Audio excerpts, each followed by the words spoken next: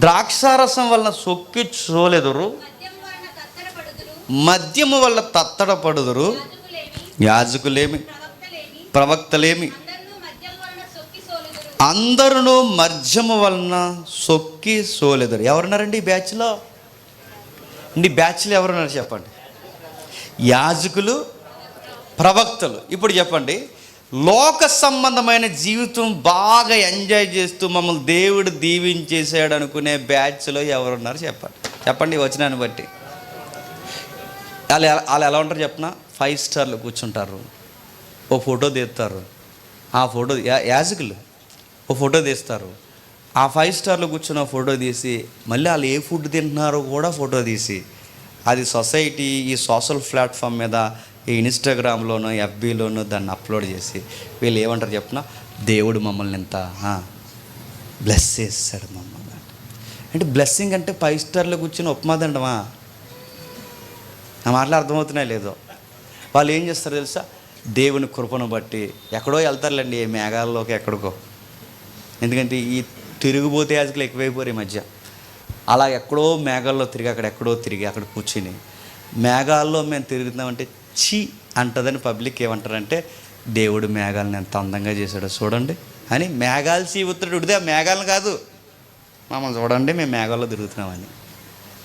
ఇలా మత్తుకు బాగా లోకస్తులు లోకాన్ని బట్టి అతిశయిస్తున్నారు. యాజకులు కూడా దేన్ని బట్టి అతిశయిస్తున్నారు చెప్పండి? లోకాన్ని బట్టి, వాళ్ళు వేసుకున్న బట్టలను బట్టి అతిశయిస్తున్నారు, వాళ్ళు వాడే వస్తువును బట్టి అతిశయిస్తున్నారు, వాళ్ళ యొక్క ఇల్లులను బట్టి అతిశయిస్తున్నారు, వాళ్ళు వాడే వస్తువులు, వారు తినే ఫుడ్ను బట్టి అతిశయిస్తున్నారు, వారు తిరిగే ఆ యొక్క వాహనాల్లో లేదా విదేశీ ప్రయాణాలను బట్టి వాళ్ళు అతిశయిస్తున్నారు.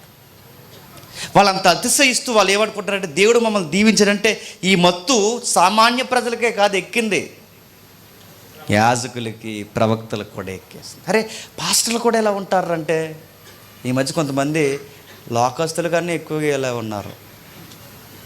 ఒక ఆయన అంటున్నాడండి, తమిళనాడులో ఉన్నాడండి, ఈ మధ్య ఇటు మన తెలుగు రాష్ట్రాలు కూడా వస్తున్నాడు దరిద్రం. ఆయన ఏమంటాడంటే సినిమా యాక్టర్లు అందంగా ఉండడం ఏంటి, మనం అందంగా ఉండకూడదు అంటున్నాడు ఆడు. వాళ్ళు అందంగా ఉండడం ఏంటి, మనం అందంగా ఉండకూడదు, అందుకే వాళ్ళకి మనం తీసుకోకూడదని ఈ మధ్యకాలంలో ఇలా డిఫరెంట్ డ్రెస్ కోడ్ మెయింటైన్ చేస్తుంది. ఏంటి జబ్బలు చూపించడానికి. ఈ జబ్బలు చూపించి ఇలా టీషర్ట్లు వేసుకుని వచ్చి గొప్ప ప్రసంగం చేస్తుంటే, సార్ మీరు టీషర్ట్స్ వేసుకుంటున్నారు ఏంటి సార్ అని అడిగితే వాడు అన్నాడు, మీరు ప్రసంగాన్ని టీషర్ట్స్ వేసుకోవడం కరెక్ట్ కాదు సార్, మీరు ఇంట్లో వేసుకున్నారు, ఏ పనుల మీద వేసుకున్నారు అనుకోవచ్చు, మీరు టీషర్ట్స్ ఇక్కడికి ఇంత స్టైల్గా బాస్గా మీరు వచ్చి మెసేజ్ చెప్పడం ఏంటి సార్ అంటే, ఆడిచ్చే దిక్కుమాలి బూడిద ఆన్సర్ ఏంటో తెలుసా? ఏ యాక్టర్లు ఉండాలా, దేవుని పిల్లలు మనం ఉండకూడదా, దేవుడు మనల్ని కూడా అందంగా పుట్టించాడు అంటున్నాడు. పుట్టించాడులే ఎవడు కాదన్నాడు, అలాగని ఇప్పుడు ఆలకలా ఉండమనా? వీళ్ళు పోలికలు చూసారు ఎలా ఉన్నాయో. క్రైస్తవ హీరోయిన్లు ఎక్కువైపోయారు ఈ మధ్య, క్రైస్తవ హీరోలు ఎక్కువైపోయారు ఈ మధ్య. ఈ మాట అనొచ్చలేదు, మళ్ళీ నామే పడిపోతారు. ఆడెవడో పాట రాసుకున్నాడండి, ఆ పాట ఏంటో తెలుసా? దేవా ఎక్కడ పుట్టిందో ఎక్కడుందో చూసారు లేదా పాట మీరు?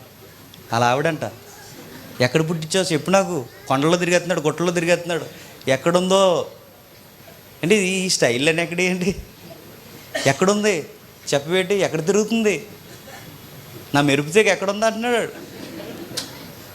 ఇంకొక ఆవిడ ఉంది, ఆవిడేమంటుంది తెలుసా? యోసేపు ఎక్కడున్నాడు, ఎవరన్నా అడగండి, యోసేపు ఎక్కడున్నాడు. ఈవిడేమో యోసేపు కోసం చూస్తుందండి, వాళ్ళ అమ్మ నాన్న ఇసాక్ కోసం చూస్తున్నాడు. ఎందుకు ఇసాకం చేసుకుంటావు, యోసేపుని చేసుకుంటావా? ఆ లిరిక్ ఎవరు రారు, మర్చిపోయారు ఆ లైన్. చూసారా ఎన్ని లోకస్తులండి.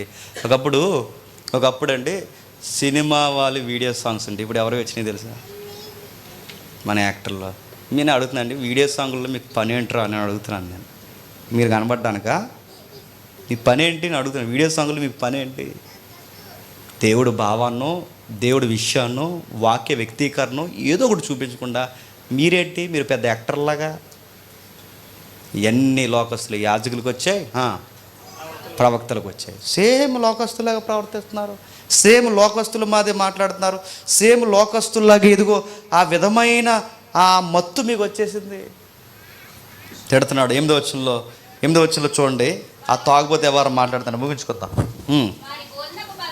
వారు భోజనపు బల్లలన్నీయు ఎలా ఉందంట, వీళ్ళకి మత్తు ఎక్కువైపోయి ఏం చేస్తున్నాడు, బాగా తినేసి, అంత పొయిటిక్ అండో ఎగ్జాక్ట్ అలా జరుగుతుందని కాదు, పోలిక రాస్తున్నాడు, ఒక పద్యంలో రాస్తున్నాడు. వాళ్ళ భోజనం వల్ల మత్తు ఎక్కువైపోయి ఎలా ఉన్నారట, అక్కడే తినేసి అక్కడ అలా కక్కేసి ఆ వాంతిలోని కూర్చుని ఆ వాంతిని అలా రుద్ది, అర్థం చేసుకోండి, ఇలా రుద్ది ఇంత మంచి లైఫ్ ఎవడికి వస్తుంది అంటున్నారు. రాదలే, నీకే వస్తుంది. ఏంటి వాంతిలో మీకు వాసన రావట్లేదురా, అరే వాంటింగ్ అక్కడే అవుతున్నారు, అన్నీ కలమాసం అంటే ఇంకా చాలా ఉన్నాయన్నమాట, అన్నీ అక్కడే అయిపోతున్నాయి. మరి మీ భోజనం వాళ్ళ దగ్గర అన్నీ కానిస్తున్నారు, వాంతు కక్కేస్తున్నారు, తినేస్తున్నారు, కక్కేస్తున్నారు, దొల్లేస్తున్నారు, అంత వాసన మీకు అనిపించట్లేదంటే ఆ మత్తులో ఉన్నవాడికి అది ఏమి చెప్పండి అనిపించింది. మీరు చూసారా, బాగా మత్తులు ఉన్నాడు, అలా కక్కేసుకుంటే ఇలా మీద నుంచి కక్కేసుకుని, అడేలా మీద నుంచి కక్కేసుకుని ఆ అరగన మెతుకులు ఉంటాయి చూసారా, అలా తీసుకుని ఏటి చెప్పు అంటాడు. అరే ఎంత దారుణంగా అంటే ఆ మత్తులో ఉన్నాడికి ఆడికి ఏమనిపిస్తుంది, ఆ మత్తులో ఆడికి వాసన రాదు, ఆ మత్తులో కక్కేనని అనిపించదు. అంత మత్తు ఎక్కువైపోయి ఈ మత్తు సామాన్యులకే కాదు చెప్పండి, ప్రవక్తలకి, యాజకులకు కూడా ఎక్కేస్తుంది. ఇంకేం చెప్తారో అప్పుడు అంటున్నాడు దేవుడు, వాడు ఎవరికి విద్య నేర్పును, ఎవరికి వర్తమానం తెలియజేసిన వాడంటే ఇక్కడ వీళ్ళు ఎవరైతే ఉపదేశకులు ఉన్నారో వీళ్ళు ఇశ్రాయేలీలు వీళ్ళందరికీ వచ్చి మాట్లాడు, వాడు ఎవరికి విద్య నేర్పును, ఎవరికి వర్తమానం తెలియజేసును, తల్లి పాలు విడిచిన వానికా, సన్ను విడిచిన వానికా, ఎవరికి నేర్పిస్తారు మీరు? ఇప్పుడు మీరు వచ్చి అరే తాకండ్రా అని చెప్తే మీరు తాగుతున్నారుగా, వ్యభిచారం చేయకండి అంటే నువ్వు చేసేదే అదిగా, అరే వామిటింగ్ అలా చేసుకోవడం అంటే నువ్వు దొల్లెత్తున్నావుగా అందులో పడి, నువ్వు ఇన్ని చేస్తున్నప్పుడు ఇప్పుడు వచ్చి అరే నైతికత ఇలా ఉండాలని నువ్వు ఏ ఎథిక్స్ చెప్తావు, ఎవడికి నేర్పుతావు? బొడ్డోడికి చెప్తావు, బొడ్డోడికి అప్పుడే పాలు మానేసరిగా బొడ్డోడికి ఆడికి చెప్పు, ఎందుకంటే ఆడికి ఏం అర్థం అవుతుంది కదా, ఆడికి చెప్పు. వేసిన ఉన్నవాడికి చెప్పగలవు నువ్వు, వాడికి చెప్తావు తాకరా అని చెప్తాడు, వాడు ఏమంటావు, నువ్వు తాగుతున్నావుగా, తాగొచ్చి చెప్తున్నాడు ప్రసంగం అంటావు. అరే తిరక్కరా అంటావు, మరి నువ్వు తిరుగుతున్నావు ఆ రెస్టారెంట్లో, అది చెత్త చెదారం అంతా తిరుగుతున్నావు, నువ్వు తిరుగుతున్నావుగా. అరే దేవుళ్ళ భక్తిగా ఉండాలంటే నువ్వు రోడ్ల మీద తెల్లారితే రోడ్ల మీద తిరుగుతున్నావు, నువ్వు మాకేం చెప్తావు? నీకు విహారయాత్రలు ఎక్కువైపోయి నువ్వు మాకేం చెప్తావు? దేవుళ్ళ సమయాన్ని గడపాలంటే నువ్వు ఎప్పుడు చూసినా ఈ సోషల్ మీడియా ఫేస్బుక్లోనే చచ్చిపోతున్నావు, నువ్వు ఎక్కడ దేవుడితో గడపాలి, నువ్వు మాకేం చూపిస్తున్నావు? నీ మాటలు ఎవడు చెప్తాడు, మాకు చెప్పకో, అప్పుడే పాలు మానేస్తున్నాడు ఎవడైనా ఉంటే అడిగి చెప్పు.